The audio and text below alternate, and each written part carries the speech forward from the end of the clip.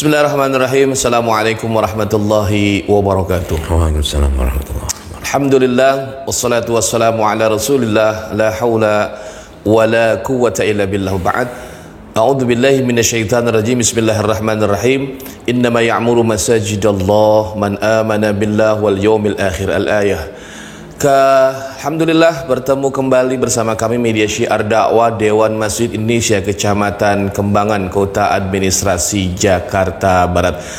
Pada kesempatan hari ini kami selalu berdoa untuk para semua pemirsa, pemerhati media syiar dakwah Dewan Masjid Indonesia Kecamatan Kembangan, mudah-mudahan dalam selalu sehat walafiat. Sebelum kami membahas lebih lanjut pada tayangan hari ini, sebelumnya kami ingin menyampaikan apresiasi sebesar-besarnya kepada pengurus masjid, pengurus musola ataupun para warga, karena beberapa hari yang lalu di tanggal 22 Agustus DMI Provinsi DKI Jakarta dengan pemerintah Provinsi DKI Jakarta ini berkolaborasi memberikan vaksin secara gratis di Dewan Masjid Indonesia Kecamatan Kembangan, tepatnya di Masjid Taman Ibadah Meruya Utara. Kami ucapkan rasa penghargaan, terima kasih yang sebesar-besarnya kepada para pengurus masjid, pengurus musola yang telah meringankan langkah kakinya untuk vaksin sebagai ikhtiar untuk memutus rantai daripada penyebaran COVID-19. Kemudian juga kami ingatkan kepada para pengurus masjid, pengurus musola yang sudah mendaftarkan dirinya.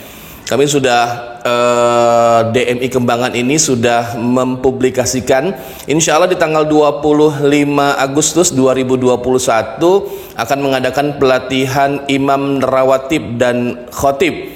Insya Allah akan dilaksanakan di Masjid Al-Hurriyah Puri Indah. Oleh karena itu kami ingatkan, jangan lupa besok ya, jangan lupa besok pagi jam 8 sampai jam menjelang zuhur akan ada pelatihan imam rawatib dan khotib untuk para pengurus masjid dan musola yang ada di wilayah Kecamatan Kembangan.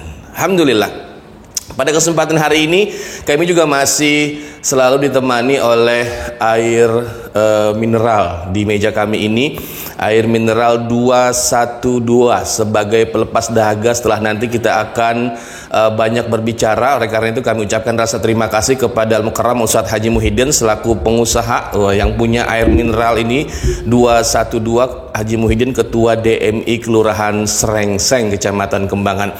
Pada kesempatan hari ini tentunya kami merasa berbahagia karena ini adalah tayangan yang selanjutnya, karena pertayangan yang kemarin itu kita sudah membahas tentang memakmurkan masjid dalam perspektif hijrah. Oleh karena itu pada kesempatan hari ini tentunya kami akan kembali membahas. Kalau kemarin kita sapa dulu kali kebetulan.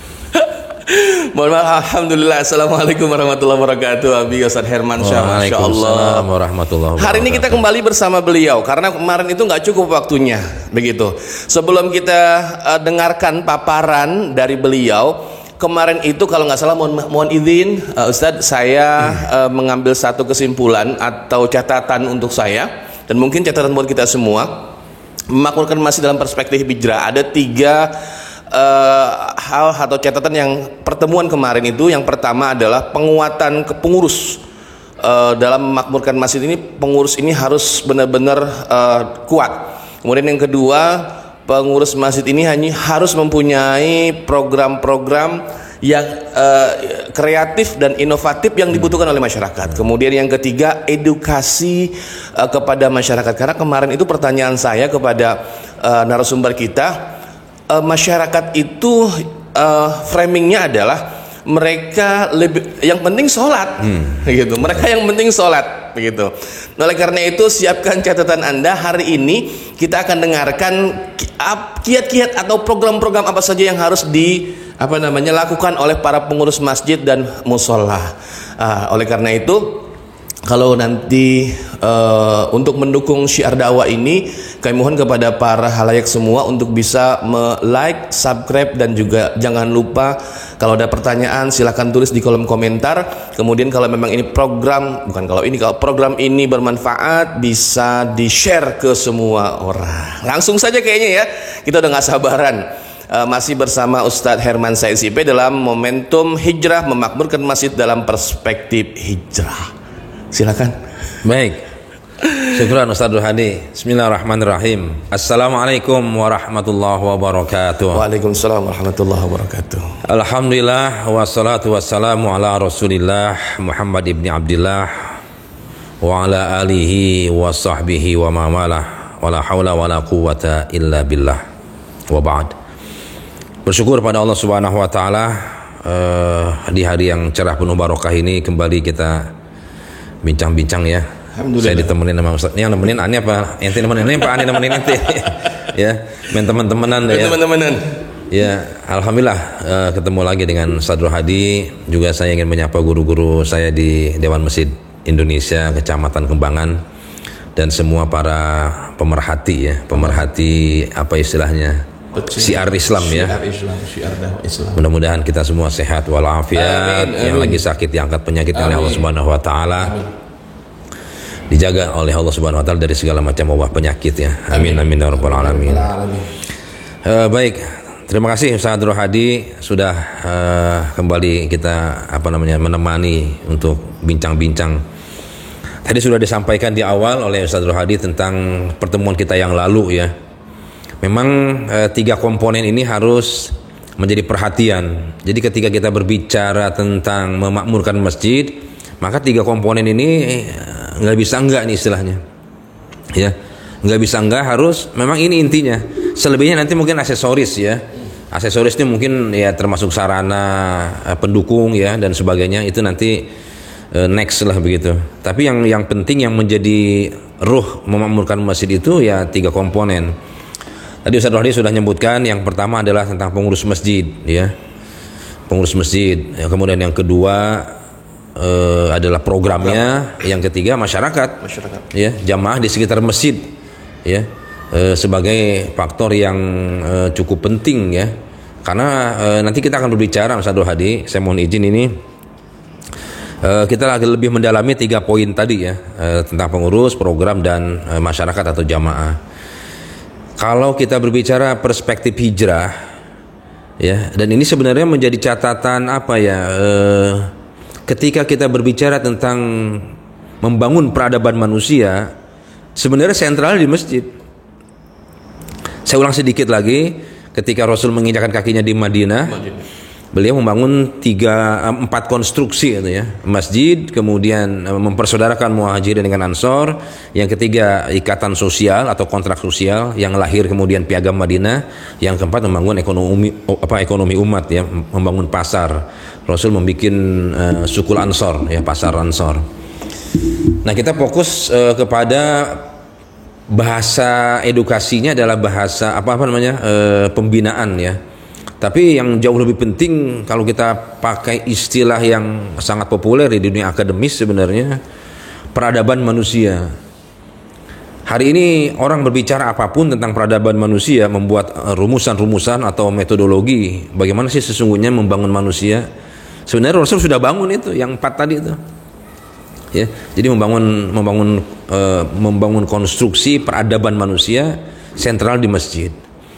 Ada orang-orang tua kita dulu ya, para ulama-ulama kita sering mengistilahkan bahwa kalau kalian ingin melihat kampung itu makmur atau tidak, berkah atau tidak, lihat masjidnya. Masjidnya megah? Bukan masjidnya megah. Masjidnya makmur nggak? Megah boleh saja ya, boleh saja megah ya. Tapi ruhnya sebenarnya kemakmuran masjid itu. Aktivitas programnya berjalan, kemudian animo, daya dukung masyarakat penuh terhadap masjid itu. Jadi kalau kita ingin melihat, kalau kata ulama, kalau kalian ingin melihat kampung itu makmur atau tidak, berkah atau tidak, kata kuncinya masjidnya makmur nggak, sholat 5 waktunya penuh nggak, kira-kira begitu. Ini kan daya dukung nih. Nah, itu nanti kita masuk ke poin tentang edukasi masyarakat. Saya ingin yang pertama dulu ya, tentang pengurus. Sekali lagi mohon maaf ya dengan segala hormat. Memang kita hari ini, tapi ini mohon maaf sekali lagi, apa yang saya sampaikan ini belum mewakili survei ya sebenarnya, Ustaz Hadi ya, belum mewakili survei. Cuman yang saya lihat dan yang kedengeran aja sebenarnya. Memang ada ya pengurus masjid yang duduk di kepengurusan masjid, enggak semuanya paham tentang kemasjidan. Mohon maaf sekali lagi nih ya. Nah, ini perlu. Maka saya bersyukur kalau nanti mungkin catatan penting buat dewan masjid. Tadi Ustaz Hadi udah ngumumin ada pelatihan buat khotib, imam rawatib ya. Nanti perlu ada pelatihan buat pengurus masjid. Oh iya. How to manage masjid gitu kira-kira begitu kalau bahasa kulonnya itu ya. Bagaimana cara mengelola masjid? Betul. Ya, jadi sekali lagi saya mohon maaf ya, prihatin ada pengurus ya, baik perorangan maupun kelompok pengurus yang ngurusin masjid nggak ngerti masjid. Kalau kita kembali ke ayat yang Ustaz Hadi bacain tadi, surat At-Taubah ayat 18 ya, saya mengistilahkan ini sebenarnya menjadi syarat pengurus nih. At-Taubah 18. Yang pertama, man amana billah, harus beriman kepada Allah. Ini kan kalau kita mau bahas lebih dalam lagi, beriman bukan sekedar dia beriman kepada Allah, tapi meyakini Allah Subhanahu wa taala ya, dengan seyakin-yakinnya bahwa memakmurkan masjid adalah bagian dari perjuangan kita, bagian dari jihad kita ya, ngurus umat kira-kira begitu ya. Itu yang pertama, man billah wal yaumil akhir ya, dan iman kepada hari akhir dengan segenap keilmuan tentang alam akhirat dan sebagainya. Ini sebenarnya menjadi nyawanya nih, nyawa pengurus masjid. Takut kepada Allah, walaupun nanti ada syarat yang yang keempat ya, walam yasha illallah. Kemudian yang ketiga apa? Wa aqamas shalah. Jadi pengurus masjid harus sholat di masjid. Ya, harus sholat di masjid, hari-hari di masjid. Cicak masjid. Nah, cicak masjid yang kemarin kita singgung ya. Cicak masjid, karpet masjid. Jadi hari-hari memang di masjid ya.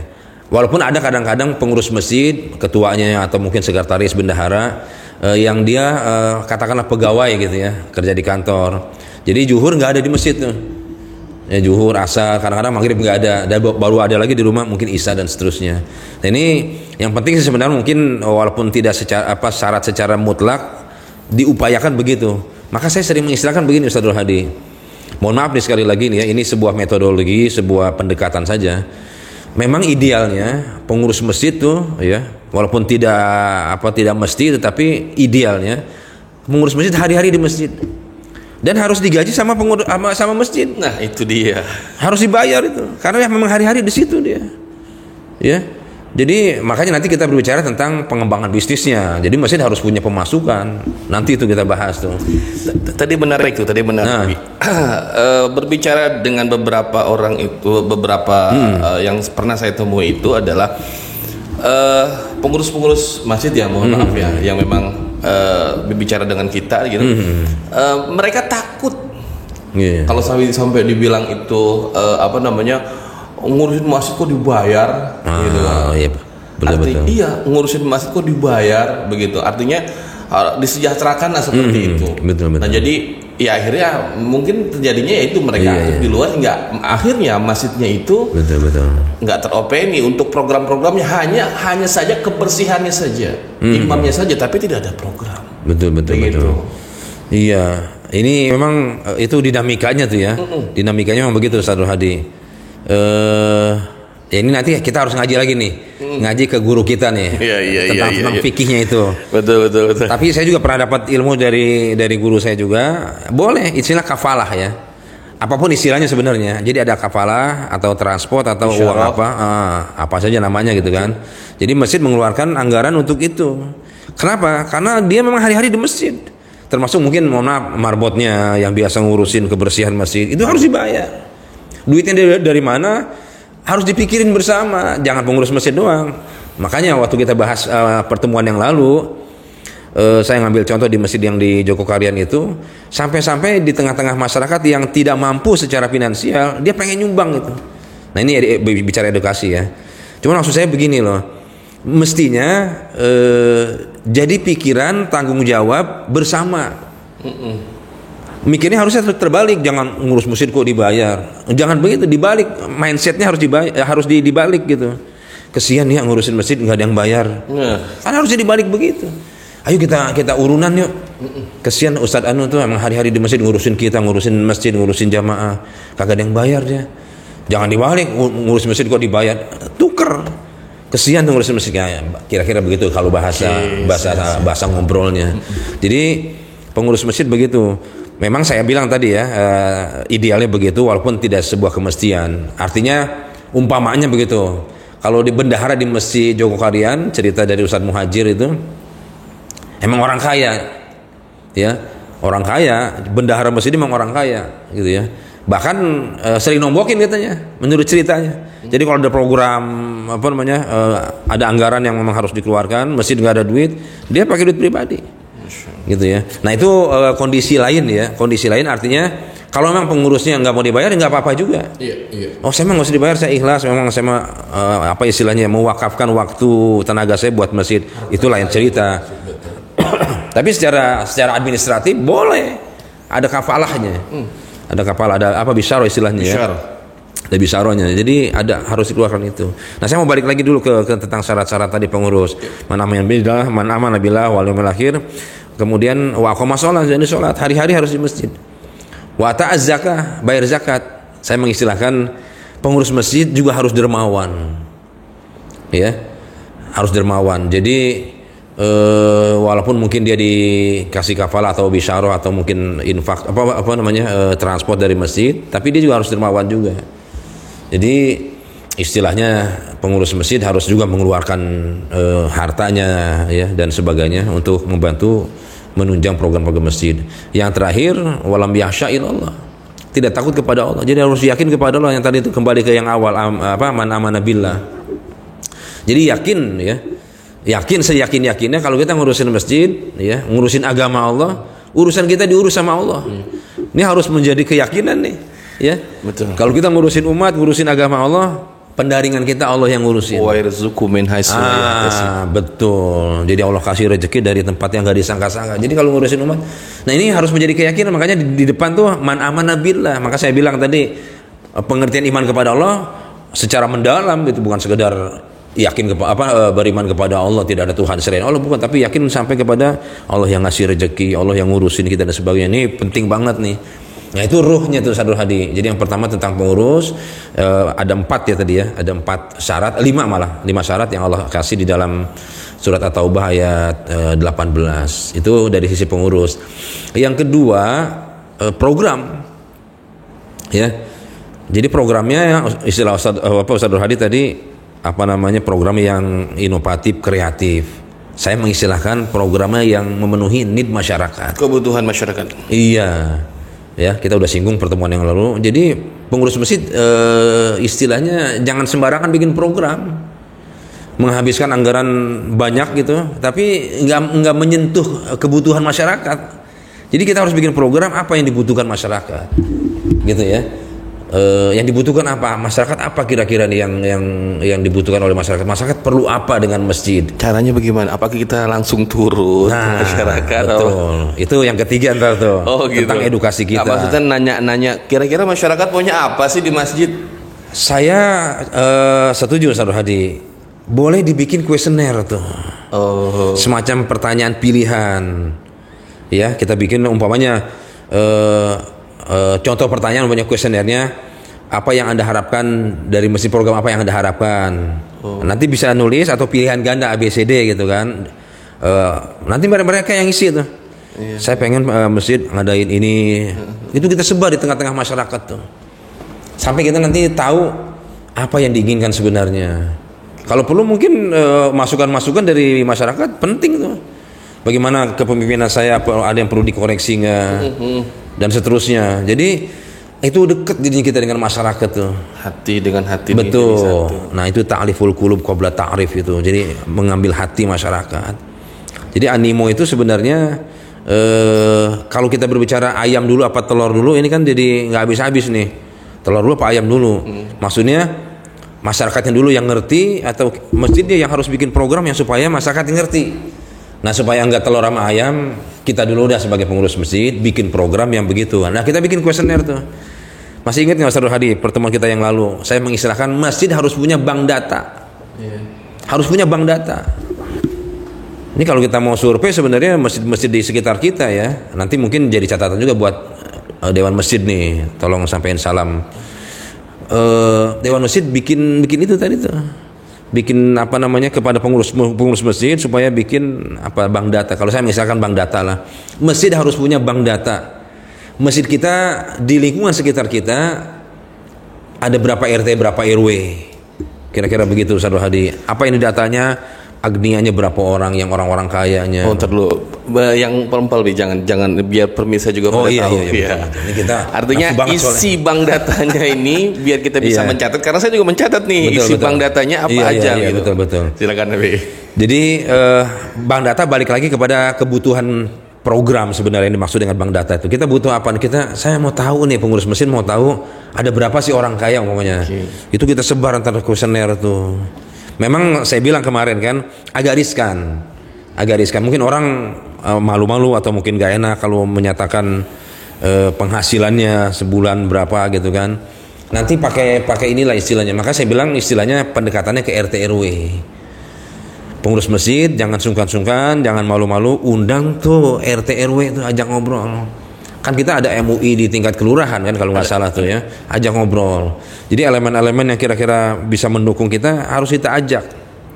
Jangan ragu-ragu. Di kampung kita ada berapa yang ditokohkan, tokoh ulamanya, kiainya, kita ajak tuh. Jadi yang saya sering prihatin, rasa-rasanya pengurus masjid jauh sama masyarakat gitu. Itu yang sering kita rasakan gitu ya. Dari rumah ke masjid, habis dari masjid pulang lagi ke rumah. Nggak ada yang open sama masyarakat kita ini. Itu yang saya istilahkan, Rasul sampai tahu ada sahabat yang gak makan hari itu. Rasul tahu ada sahabat yang lagi sakit. Nah ini penting menjadi program masjid. Tapi sekali lagi mohon maaf Ustaz Hadi ya, kita bikin program jangan yang terlalu mengawang-awang ke langit, yang kita sendiri kagak nyampe gitu istilahnya. Bikin program yang membumi gitu, yang menyentuh masyarakat. Jangan yang terlalu keren-keren lah, mau bikin pesawat juga nggak usah lah ya, istilahnya begitu kan. Bikin program yang sederhana.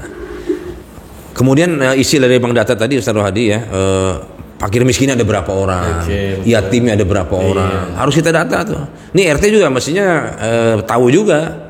Yang saya pernah ngobrol sama pengurus RT juga, Pak RT di kampung kita ada berapa yatimnya nih, janda tua saya bilang, bukan janda muda, janda tuanya yang harus kita santuni. Duafanya ada berapa, harus punya tuh. Nanti program kita yang menyentuh kepada persoalan-persoalan aspek ekonominya, finansialnya itu harus ada. Yang kemarin saya bilang, saya prihatin ngedengar pengumuman masjid ya, yang saldonya sampai ratusan juta gitu kan. Duitnya ditaruh di bank, sementara yatim duafa yang gak sekolah, yang belum makan, kelaparan gitu. Nah ini penting nih Ustaz Hadi. Jadi bank data isinya itu aja seputar apa kira, kemudian potensinya kan harus dieksplor nih. Kita bagaimana mau mengeksplor, kita kagak ngerti. Ada potensi apa di tengah-tengah masyarakat kita di sekitar masjid, ya kan? Ada yang mungkin anak kuliahnya di mana, elektro umpamanya. Ada satu masjid yang cerita ya, yang ngurusin masjid enggak mesti jebolan pesantren. Jadi ini perlu jadi catatan, enggak mesti yang ngurusin masjid lulusan pesantren. Kan di masjid banyak kebutuhan, banyak keperluan yang harus diurusin. Ini kita punya sound system nih. Kalau dia mondok di pesantren nggak megang-megang soal elektro, nggak megang-megang soal komputer, kagak ngerti dia. Berarti kita harus cari orang yang ahli komputer, ahli elektro. Dia dudukin nanti sebagai pengurus yang ngurusin sound system. Di antaranya begitu. Ini salah satu aja. Nanti kita apalagi? Oh kita butuh yang ngurusin masalah zakat, infak, sedekah, ahli ekonomi Islam. Mungkin di tengah masyarakat kita ada yang lulusan S1, S2 dari ekonomi Islam, umpamanya dari Al-Azhar, atau dari yang sekolahnya Ustaz Safi Antonio itu Tazkiyah, ahli ekonomi Islam, tentang fikih muamalah. Kita perlu orang begitu. Kan ideal nih kalau kita cerita nih ya. Nah itu potensi itu harus dicari itu. Nah pentingnya tadi itu mah bank data menyebarin kuesioner Ustaz Hadi. Isinya salah satunya itu. Ya. Tergantung kebutuhan kita apa nih, kita mau potensi di masyarakat ini betul. Apa kita masukin di bank data. Iya, salah satunya itu. Betul. Nanti sama Pak RT kerjanya. RT kan megang itunya tuh, kartu keluarganya, punya kopinya. Kita boleh lihat pendekatan dengan RT. Sampai kita tahu betul nanti potensi di tengah masyarakat kita apa saja. Ada yang ahli elektro, ahli ekonomi, remaja-remaja. Jadi saya begini kadang-kadang berpikir Ustaz Hadi ya. Potensi kadang-kadang di tengah di sekitar masjid banyak yang berpotensi. Cuman nggak ada yang nggak ada yang merangkul, akhirnya dia kemana-mana tuh. Termasuk remaja-remaja umpamanya. Jadi kita harus buatkan kanal-kanal saluran buat mereka berkreasi gitu. Nanti mungkin ada yang ahli tentang budaya atau istilahnya tuh kerajinan tangan ya. Kerajinan tangan. Nanti bisa jadi produksi tuh. Masjid kan bisa kerjasama dengan istilahnya di kelurahan tuh ada yang namanya pusat pelatihan BLK. Model BLK begitu. Nanti dikerjasama tuh masjid mengelola juga. Seperti apa kerjasamanya itu nanti silahkan bicarakan dengan teman-teman di BLK. Yang pasti adalah bagaimana kemudian kita menggali potensi itu. Ini bicara program nih ya. Jadi sebelum kita bicara program kita tahu dulu nih potensinya. Kayak orang mau dagang, Ustaz Hadi mau buka usaha, kan harus ada studi kelayakan dulu, survei pasar yang dibutuhkan masyarakat. Jangan kita jualan es di Kutub Utara umpamanya kan, istilahnya begitu ya. Jadi bikin program yang kita butuhkan apa kira-kira nih. Nah jadi itu Ustaz Hadi, saya mohon maaf nih mungkin nggak terlalu lengkap ya, tapi mungkin poinnya bisa dipahami. Bikin kuesioner. Supaya ternyata di masjid kita, di sekitar masjid kita ada yang ahli ini segala macam. Kita bisa bikin Baitul Mal wa Tamwil, BMT. Kalau nggak salah kita pernah ngobrol dulu ya berapa tahun yang lalu, Ustaz Hadi, bikin BMT, Baitul Mal wa Tamwil, semacam bank lah gitu. Istilahnya cucunya atau anaknya bank muamalat gitu. Ada di masjid. Saya ketemu dengan salah satu masjid di daerah satu tempat ya. Itu dia bisa membebaskan sekitar banyak juga lah yang saya dengar sekitar 10 sampai 20 orang dari jeratan yang rentenir. Akhirnya yang kejebak di rentenir sekarang jadi pada ke masjid. Masjid ngebebasin hutangnya. Ente punya masjid yang bebasin. Ada masjid saya tahu ngobrol sama pengurusnya. Kita udah ngebebasin Ustaz. Alhamdulillah ada sekitar 10 sampai 20 orang dari jeratan rentenir. Dibayarin sama masjid tuh.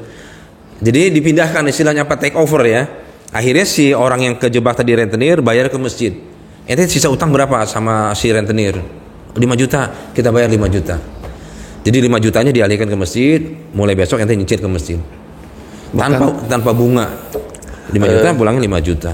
Sampai masjid itu harus juga katakanlah memberikan reward, mengumrohkan jamaahnya, betul. Memberikan modal kepada para jamaahnya untuk melakukan usaha. Iya. Perlu juga mungkin itu ya. Iya betul. Nah maka balik lagi ke Ustaz Hadi tadi itu yang pertama.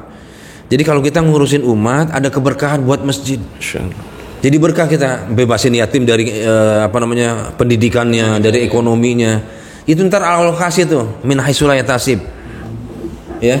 Saya pernah ngedengar cerita salah satu masjid, dia ngurusin umat nih, ngurusin yatim, doa apa segala macam. Sampai habis tuh duit. Ini cerita kisah nyata nih. Ya. Ada satu masjid. Sampai kemudian masjid itu kehabisan duit. Ini namanya kuasa Allah nih luar biasa. Apa istilahnya? Dilalah ya, qadarullah. Ada orang yang nyumbang 1 miliar buat masjid. Ini bukan cerita dongeng, bukan. Ada satu masjid, saya nggak dengar dari guru saya. Itu Masya Allah. Itu emang masjid pengurus-pengurusnya solid. Kemudian yang ngurusin umat dengan sedemikian rupa gitu ya, sampai luar biasa dah. Itu ada yang nyumbang 1 miliar buat masjid tuh. Masya Allah. Nah Masya jadi Allah. Itu salah satu. Maka urusin umat, urusin masyarakat, ntar urus sampai ke pendaringan pengurus masjidnya Allah yang ngurusin. Ini nyawa sebenarnya. Man amana billah wal yaumil akhir itu tadi itu kayak begitu tuh. Nah itu yang kedua Ustaz Hadi masalah program. Jadi program sekali lagi catatannya adalah kebutuhan masyarakatnya apa. Yang terakhir edukasi tadi kepada masyarakat. Cobalah bikin mungkin ya, ini sekedar himbauan saya kepada pengurus masjid, bikin semacam buku saku atau mungkin semacam buletin khusus buat masyarakat aja, bicara tentang fadilah sholat di masjid. Buletin aja model selembar tuh yang suka ada buletin Jumat kan tuh, masjid bikin pentingnya sholat di masjid, wajibnya sholat di masjid, faedahnya sholat di masjid, sebarin ke masyarakat. Dia baca tuh, oh ternyata ke masjid wajib ya, oh ternyata pentingnya ke masjid, oh ternyata pahalanya luar biasa ya. Nah itu edukasi. Atau jauh lah keliling kampung. Di jadwal Ustaz Hadi itu program, salah satu program edukasi pengurus masjid harus punya timeline. tanggal sekian jam sekian ketemu si Anu, ketemu tokoh A, tanggal sekian jam sekian ketemu tokoh B, agendanya apa nih kita mau obrolin. Kalau guru saya bilang kalau ketemu orang tua minta didoain. Nanti ketemu yang anak muda potensinya apaan, terjadwal. Jadi salah satu programnya itu. Jadi jangan dilepas begitu aja masyarakat. Pengurus yang mesin yang harus ngurusin, harus dijadwal. Itu salah satu edukasinya. Sampai kemudian terbangun kesadaran mereka wajib penting berfaedahnya sholat di masjid. Berjamaah di masjid di awal waktu.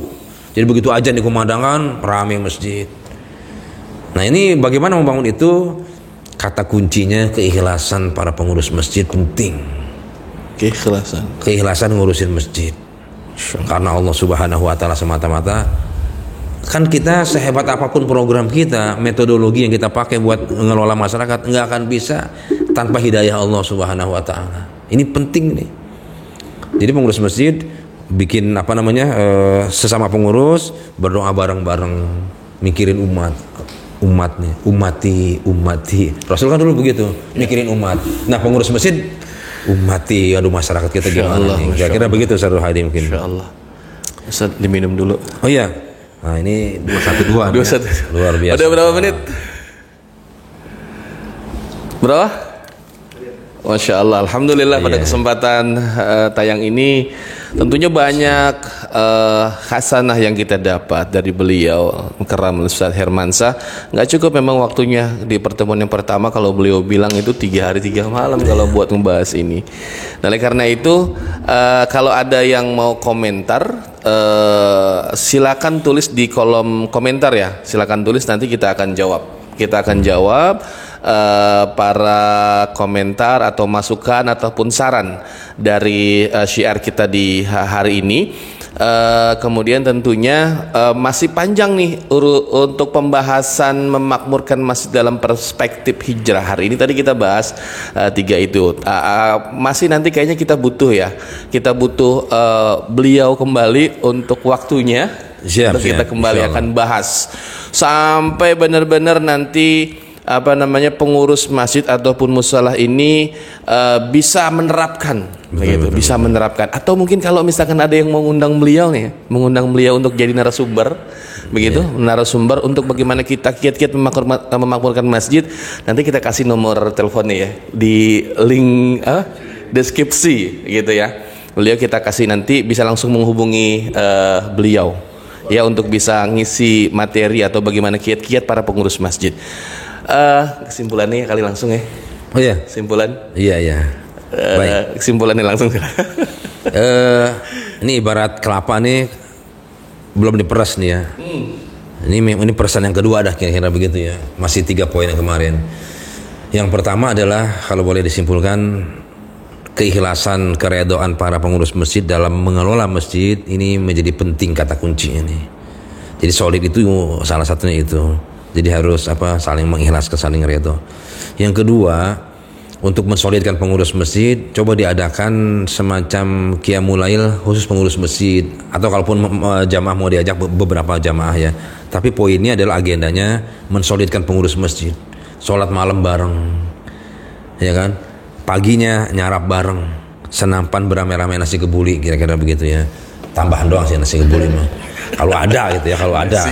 Kalau kagak ada nasi uduk ya. Jadi mensolidkan pengurus masjid. Yang ketiga, program yang membumi. Jangan bikin program yang mengawang-awang ke angkasa terus hilang tahu kemana nyangkutnya ya. Bikin yang membumi, yang dibutuhkan masyarakat. Apa kira-kira itu? Caranya seperti apa? Bikin kuesioner. Sebarin ke ada berapa penduduk kita atau per rumah pokoknya. Satu RT biasanya sekitar antara 70 sampai 80 kakak pokoknya. Kita bikin 80 kuesioner tuh. Semua perwakilan dari keluarga harus tersentuh oleh kuesioner itu. Dari situ nanti kita mendapatkan informasi. Oh ternyata masyarakat maunya ini. Oh ternyata sarannya begini. Oh yang kurang dari kita ini kita perbaiki. Jadi jangan pengurus masjid jangan merasa riskan ketika dikritik. Justru itu adalah nasihat buat kita supaya memperbaiki program kita dan kesolidan pengurus. Itu aja mungkin Ustaz Hadi. Alhamdulillahirabbil alamin. Para jamaah sekalian, para pecinta media syiar dakwah Dewan Masjid Indonesia Kecamatan Kembangan, kami cukupkan ya syiar kami pada kesempatan hari ini, pertemuan kami pada kesempatan hari ini. Insyaallah nanti kita akan bertemu kembali dalam hasanah yang berikutnya. Masih bersama beliau, insya Allah nanti kita akan kupas tuntas tentang kehasanahan memakmurkan masjid. Kami undur diri ya dengan ucapan doa kafaratul majlis. Subhanakallahumma wa bihamdika asyhadu an la ilaha illa anta astaghfiruka wa atubu ilaik. Assalamualaikum warahmatullahi wabarakatuh.